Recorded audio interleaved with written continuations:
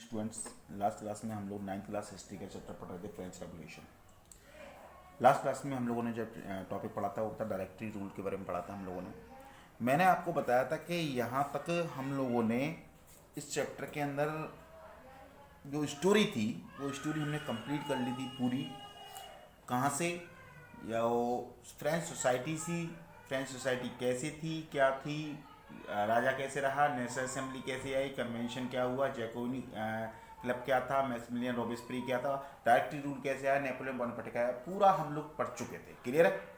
मैंने आपको last video के अंदर बताया था कि अब जो हम लोग पढ़ने वाले हैं, जो स्टोरी थी वो हमारी खत्म हो चुकी थी। अब हम जो वीडियो पढ़ने वाले हैं उसके अंदर हम अलग अलग सेक्शंस को पढ़ेंगे। अलग अलग सेक्शंस को कैसे? कि जैसे कि जो पूरा रेवोल्यूशन हुआ फ्रांस के अंदर, जो पूरी सोसाइटी चेंज हुई, इस पूरे रेवोल्यूशन के अंदर किन किन लोगों का पार्टिसिपेशन रहा और उनका पार्टिसिपेशन कितना रहा। क्लियर है? ये सारी चीजें हम यहाँ पर देखेंगे। तो हमारा जो नेक्स्ट टॉपिक है, did women have a revolution, यानी कि जो रेवोल्यूशन हुआ, जो रेवोल्यूशन हुआ कहां पर? फ्रांस में, उनके अंदर वुमेन्स का पार्टिसिपेशन रहा या नहीं रहा, और अगर रहा तो कितना रहा या उनके साथ क्या हुआ, वो सारी चीजें हम यहां पर देखेंगे। क्लियर है?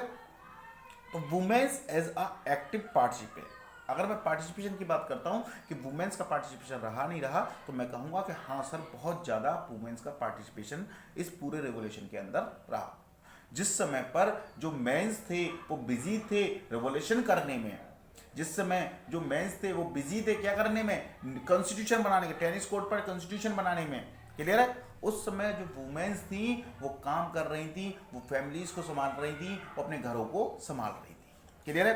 तो women's as a active participation, active participant के रूप में इन्होंने काम किया। अब इन्होंने एक्टिव पार्टिसिपेंट के रूप में काम क्यों किया? क्वेश्चन ये आता है, वुमेन्स ने एक्टिव पार्टिसिपेशन के रूप में काम क्यों किया? तो उसके पीछे बेटा उसके पीछे आंसर ये है कि इनको कुछ एक्सपेक्टेशंस थी, वुमेन्स को कुछ एक्सपेक्टेशंस थी। वुमेन्स को ये एक्सपेक्टेशंस थी कि जब क्या होगा, जब रेवोल्यूशन होगा, रेवोल्यूशन में होगा तो हम उसमें पार्टिसिपेशन करेंगे, तो रेवोल्यूशन होगा, रेवोल्यूशन होगा तो गवर्नमेंट चेंज होगी, गवर्नमेंट चेंज होगी तो उनके साथ उनके लिए भी कुछ अच्छा करेगी, उनके लिए भी कुछ चीजें प्रोवाइड करेगी। ये क्या थी? एक्सपेक्टेशन थी किनकी? वुमेन्स की। लेकिन ऐसा हुआ नहीं, ऐसा हुआ नहीं। वुमेन्स को वुमेन्स की जो एक्सपेक्टेशन थी वो फुलफिल नहीं हुई थी। क्लियर है? तो हम लोग देखते हैं कि क्या इनके एक्सपेक्टेशंस हो सकती हैं, या क्या एक्सपेक्टेशन थी किनकी? वुमेन्स की, किस चीज को लेकर? रेवोल्यूशन को लेकर। क्लियर है? तो उसको समझने के लिए पहले हमें क्या करना, देखना पड़ेगा कि वुमेन्स की कंडीशन कैसी थी रेवोल्यूशन से पहले। क्लियर है? तो जो वुमेन्स की कंडीशन थी रेवोल्यूशन से पहले वो बहुत ज्यादा खराब थी। कैसे? Women's work for a living, यानी कि वो जीने के लिए क्या करती थी? काम करती थी वुमेन्स। काम कैसा करती थी? छोटे मोटे काम करती थी। कोई फ्लावर्स बेच रही है, या कोई फर्स्ट स्टेट या सेकंड स्टेट्स के जो लोग थे उनके साथ में एज अ हेल्प उनके घरों में एज अ हेल्पर के रूप में काम कर रही है, डोमेस्टिक वर्क कर रही है। क्लियर है? उनके घरों में आके काम कर रही हैं। तो ये, और मैक्सिममली कौन सी वुमेन्स करती थी? थर्ड स्टेट्स की लोअर सेक्शंस की वुमेन्स होती थी वो। क्लियर बेटा? तो ये वुमेन्स क्या करती थी? ये वुमेन छोटे मोटे काम करती थी, फ्लावर्स बेचना, डोमेस्टिक वर्क करना, दूसरे की फैमिलीज के में जाकर के ऐसा हेल्पर के रूप में काम करना, ये सारे काम ही करती थी। और उस काम को करने के भी इन्हें को क्या दिया जाते? बहुत कम पैसे दिए जाते, वेजेस वर आ लो, इनको बहुत कम पैसे दिए जाते थे। तो इससे क्या थी? ये बहुत ज्यादा परेशान थी वुमेन। क्लियर है बेटा? यहां से मैं ये तो समझ में आ गया कि थर्ड स्टेट्स की जो लोअर स्टेटा की वुमेन्स थी वो कैसी थी? परेशान थी। क्लियर है? आगे देखते हैं। Had no access of education, यानी कि इनको एजुकेशन नहीं मिलती थी। जो प्रॉस्पेरस सेक्शन था सोसाइटी का, जो प्रॉस्पेरस सेक्शन था, उनकी वुमेन्स को तो एजुकेशन वगैरह मिल जाती थी, लेकिन जो लोअर स्टेटा था, जो गरीब थे, थर्ड स्टेट्स के जो लोअर स्टेटा की वुमेन्स थी, उनको क्या नहीं मिलती थी? एजुकेशन नहीं मिलती थी। Had no access of education, उनको कोई एजुकेशन नहीं मिलती थी। और इसके साथ साथ उनको काम दिया जाता था। क्या काम दिया जाता था? कि लुक आफ्टर द फैमिलीज, कि वो अपने घरों का काम करें, अपनी फैमिलीज का काम करें, बच्चों को पालें, घर का काम करें, झाड़ू पोछा करें, ये सारी चीजें। क्लियर बेटा? यानी कि मैं देखूं तो बिल्कुल same as a way Indian society की तरह, जो 80s 90s के आसपास जो इंडियन सोसाइटी थी, विलेजेस में जो सोसाइटी थी जहां पर वुमेन्स को सिर्फ और सिर्फ किस काम के लिए माना जाता था, सिर्फ फैमिलीज के लुक आफ्टर के लिए माना जाता था। तो सेम कंडीशंस कहाँ थी, फ्रांस में थी, किनके साथ में, वुमेन्स के साथ में। तो इसलिए वुमेन्स क्या कर रही थी, एक्टिवली पार्टिसिपेशन कर रही थी किसमें, रेवोल्यूशन में। क्यों? क्योंकि उनकी सोच ये थी कि अगर क्या होगा, रिवोल्यूशन होगा, रिवोल्यूशन होने से क्या होगी, गवर्नमेंट चेंज होगी, गवर्नमेंट चेंज होगी तो उनके लिए भी कुछ रूल्स एंड रेगुलेशन अच्छे उनके लिए बनाएगी गवर्नमेंट। क्लियर है? They had their own political. अब देखिएगा, जब लेकिन इनके एक्सपेक्टेशंस को कंप्लीट नहीं किया गया, इनकी एक्सपेक्टेशन पूरी नहीं हो रही थी, जिस समय पर क्या बना, जिस समय पर आप ध्यान कीजिए 1791 में जब नेशनल असेंबली ने कॉन्स्टिट्यूशन बनाया था, तो कॉन्स्टिट्यूशन में उन्होंने क्या कहा था, उसमें किस चीज को डिक्लेयर किया था, rights of man and citizen. वहां पर उन्होंने जो फंडामेंटल राइट्स दिए थे, उन फंडामेंटल राइट्स में क्या कहा था, fundamental rights for man and citizen. वहां पे उन्होंने क्या लिखा था, मैन, ना कि वुमेन। यानी कि जो अधिकार दिए थे वो अधिकार किसको दिए थे, मैन को दिए थे, वुमेन्स को अधिकार नहीं दिए थे। तो ये इससे क्या थी, काफी ज्यादा नाराज थी वुमेन्स, परेशान थी कि हमारे साथ में गलत हो रहा है। तो जिस समय पर क्या होता है, जिस समय फ्रांस के अंदर क्या होते हैं, अलग अलग पॉलिटिकल क्लब्स बनते हैं, जैसे जैकोबिन क्लब जिस समय पर बना था, तो उस समय जब क्लब्स बनते हैं तो वुमेन्स भी क्या करती हैं, कुछ पॉलिटिकल क्लब्स बनाती हैं। बहुत सारी वुमेन्स जैकोबिन क्लब्स को भी ज्वाइन करती हैं और बहुत सारी वुमेन्स अलग से क्लब भी बनाती हैं। तो जो वुमेन्स की जो 2 क्लब थे उनके नाम यहाँ पर दे रखे हैं, ये आपको याद रखने हैं। They had their own political club. पहला तो था द सोसाइटी ऑफ रिवोल्यूशनरी। ध्यान रखिएगा, क्वेश्चन 1 मार्क्स में पूछ सकता है कि वुमेन्स का पॉलिटिकल क्लब का नाम क्या था, तो द सोसाइटी ऑफ रिवोल्यूशनरी। दूसरा था रिपब्लिकन वुमेन। 2 ग्रुप के नाम यहां पर दिए हैं, पहला है the society of revolutionary and दूसरा है रिपब्लिकन वुमेन। क्लियर है?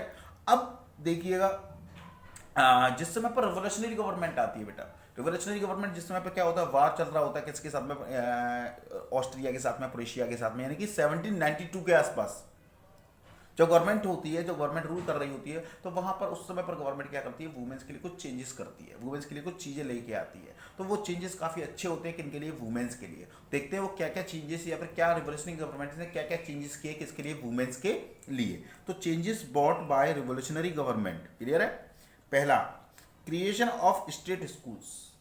गवर्नमेंट ने क्या खुलवा दिए, स्टेट स्कूल्स खुलवा दिए, यानी गवर्नमेंट स्कूल खुलवा दिए। स्टेट स्कूल्स का मतलब यहाँ पे किसके है, गवर्नमेंट स्कूल से। और क्या चीज को कंपलसरी कर दिया, स्कूलिंग को कंपलसरी कर दिया, यानी कि ये कंपलसरी कर दिया schooling for the compulsory schooling for the girls, यानी गर्ल्स के लिए स्कूल्स वगैरह कंपलसरी कर दिया। क्लियर है? सेकंड क्या किया उन्होंने, दे कुड नॉट बिफोर नहीं सॉरी बेटा, ये है could not be forced to marry. ये मेरा मैरी है, ये क्या है, marry. They could not be force to marry against their wish, यानी कि ये वहां पर लागू कर दिया कि किसी भी वुमेन की शादी उसकी बिना मर्जी के नहीं की जाएगी। यानी कि अब क्या हो गया, वुमेन्स, पहले क्या था कि वुमेन्स से पूछा भी नहीं जाता था, उनके जो फादर्स होते थे वो कहीं भी उसकी मैरिज कर दिया करते थे। तो उस चीज को क्या कर दिया गया, खत्म कर दिया गया रिवोल्यूशनरी गवर्नमेंट के समय पे। और क्या लागू कर दिया गया कि आप अगर कोई भी वुमेन है तो उसकी शादी कब हो सकती है, जब वो वुमेन्स उस शादी के लिए क्या हो, रेडी हो। यानी कि दूसरे शब्दों में कहूं तो लव मैरिज जो थी वो यहाँ पर क्या कर दी गई थी, लागू कर दी गई थी। क्लियर है ना? आगे बात करते हैं, डिवोर्स वार मेड लीगल। जो पहले क्या था, वुमेन्स क्या नहीं कर सकती थी, डिवोर्स नहीं दे सकती थी। अब उस चीज को भी इन्होंने लीगल कर दिया था, रिवोल्यूशनरी गवर्नमेंट ने डिवोर्स को भी क्या कर दिया, लीगल कर दिया था वुमेन्स के लिए। और देखते हैं क्या किया, they were allowed to train for jobs, became artist and run the small business. साथ में ये भी कर दिया कि वुमेन्स क्या कर सकती हैं, एज अ आर्टिस्ट के रूप में वर्क कर सकती हैं और अपना छोटा मोटा बिजनेस भी चला सकती हैं। तो ये सारी चीजें, ये सब चीजें चेंज हुई, यानी कि मैं कह सकता हूं कि वुमेन्स के लिए थोड़ी सी लिबर्टी आई, थोड़ी सी फ्रीडम आई। कब, रिवोल्यूशनरी गवर्नमेंट के समय पर। क्लियर है? लेकिन जब रिवोल्यूशनरी गवर्नमेंट के बाद में कन्वेंशन गवर्नमेंट आती है, यानी कि मैक्सिमिलियन रॉबेस्पियरे का रूल आता है, तो इनको जो कुछ लिबर्टी दी गई थी, इनको जो फ्रीडम दी गई थी, उस फ्रीडम को क्या कर दिया था, कम कर दिया था। क्लियर है बेटा? वो हम देखते हैं कि situation during the reign of terror, यानी कि रीजन ऑफ टेरर का आपको पता ही है, रीजन ऑफ टेरर किस समय को कहा जाता है, मैक्सिमिलियन रॉबेस्पियरे के समय को कहा जाता है। क्लियर है? तो रीजन ऑफ टेरर के समय पर सिचुएशन जो थी वो थोड़ी सी चेंज हो गई थी। In France women's got sorry, मैंने बताया रीजन ऑफ टेरर के समय पर क्या होता है, इनकी सिचुएशन थी वो थोड़ी सी फ्रांस के अंदर चेंज हो जाती है। इनको जो क्या किया गया था, फ्रीडम दी गई थी वो इनसे छिना ली जाती है, वो खत्म कर दी जाती है। इनके पॉलिटिकल क्लब्स पे क्या लगा दी जाती है, रोक लगा दी जाती है। क्लियर है, तो ये सारी चीज़ें वहाँ पर होती हैं। तो हम कह सकते हैं, देख सकते हैं कि कैसे वुमेन्स क्या कर रही थी, लड़ रही थी अपने किस चीज़ के लिए, वोटिंग राइट्स के लिए। In France women's got vote rights in 1946। अब आप कहेंगे कि सर ये तो गलत लग गया है 1946, अभी तो कहानी चल रही थी 1792 1793 की, और ये कहाँ आ गए हम लोग 1946 पर। नहीं बेटा, ये सही है, ये सही है 1946। यानी कि फ्रांस के अंदर जो वुमेन्स को वोट डालने का अधिकार मिला 1946 में मिला। देखिए फ्रांस पहले ही डेमोक्रेटिक हो गया, इससे नेपोलियन बोनापार्टे आता है, उसके बाद में फ्रांस क्या होता है, डेमोक्रेटिक कंट्री बन जाता है बाद में आगे चल के, और वहाँ पर मेंस को क्या मिल जाते हैं, राइट्स मिल जाते हैं। लेकिन वुमेन्स का जो वोटिंग के लिए स्ट्रगल है वो काफ़ी लंबा चलता है, और वो काफ़ी लंबा चलने के बाद में लास्ट में वुमेन्स को वोटिंग राइट्स कब मिलता है, 1946 में। तो ये क्वेश्चन कई बार एक नंबर में पूछ लेता है कि वुमेन्स को वोटिंग राइट्स कब मिला फ्रांस के अंदर, तो कब मिला, ये 1946 में। क्लियर बेटा, ध्यान रखिएगा। अब आपको मैं 2 क्वेश्चन दे रहा हूँ, आपको 2 क्वेश्चंस के आंसर्स ढूंढने हैं और मुझे कमेंट बॉक्स में लिखने हैं। पहला क्वेश्चन मेरा ये है कि इंडिया में वुमेन्स को वोटिंग राइट्स कब मिला, और दूसरा कि वर्ल्ड के अंदर कौन सा ऐसा देश था जिसने सबसे पहली बार वुमेन्स को वोटिंग राइट प्रोवाइड किया। क्लियर है, तो यहां तक आप लोगों ने देखा कि वुमेन्स का कैसे कैसे पार्टिसिपेशन रहा, वुमेन्स की क्या एक्सपेक्टेशन थी, वुमेन्स क्यों वुमेन्स की कंडीशन क्या थी, और जो चेंजेस आए रिवोल्यूशनरी गवर्नमेंट्स के समय पर उसमें क्या क्या चेंजेस आए, और लेकिन उनकी चेंजेस को क्या कर दिया गया, बाद में खत्म कर दिया गया। किस समय पर, रीजन ऑफ टेरर के समय पर, जैकोबिन मैक्सिमिलियन रॉबेस्पियरी के समय पर। क्लियर बेटा, ये सारी चीज़ें हमने देखी। एक जो आपकी बुक में जो ब्लू कलर का बॉक्स बना हुआ है उसके अंदर ये चीज़ें दे रखी हैं, ये वाला बॉक्स है, मैं इसको बता देता हूँ ये क्या है। इसमें से कई बार एक नंबर में क्वेश्चन पूछता है। ये है ओलंपी डी ग्वेस। ओलंपी डी ग्वेस कौन थी, एक महिला थी, एक वुमेन थी, जिन्होंने बहुत अधिक मात्रा में स्ट्रगल किया वुमेन्स के राइट्स के लिए।